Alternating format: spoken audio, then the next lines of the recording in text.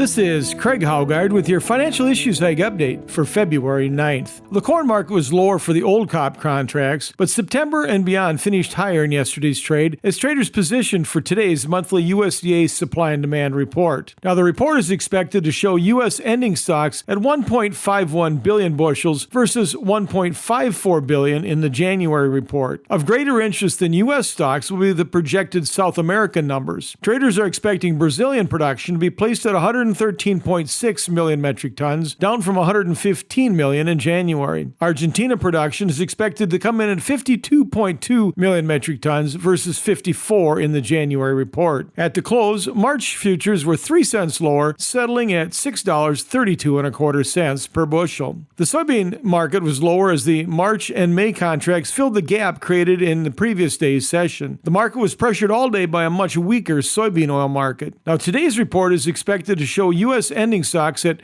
310 million bushels. That's down from the projected 351 million in the January report. At the close, March soybean futures were 12 3/4 cents lower, finishing at 15.69. The wheat markets were driven higher by a lower than expected wheat stock estimate by Stats Canada in their report yesterday. The trade was looking for Canadian stocks to come in at about 17.3 million metric tons. So they were shocked by the actual number of 15.6. A year ago, Canadian stocks stood at 25 million metric tons. In today's report, the trade is expecting U.S. all-wheat ending stocks to be 629 million bushels. At the close yesterday, Minneapolis March futures were 19 1/4 cents higher, closing at 940 1/2. Kansas City was 9 1/2 cents stronger as they settled at 801 1/4. And Chicago futures were up a dime, closing at 778 3/4. Cotton futures popped up towards the top end of their recent trading range. At the finish, we had March futures 158 points higher, settling at 127.15. Livestock futures turned in a mixed session. April live cattle were slightly lower. They finished down 22 1/2 cents at $146.17 per hundredweight. March feeder cattle were $1.85 higher as they settled at $166.87 per hundred. And April lean hogs were $2.52 better, closing at $103.80 per hundredweight. Class 3 milk futures surrendered all of the previous day's gains. At the close, March futures were down 25 points, settling at 21.68. And meat cutout values all dropped in value.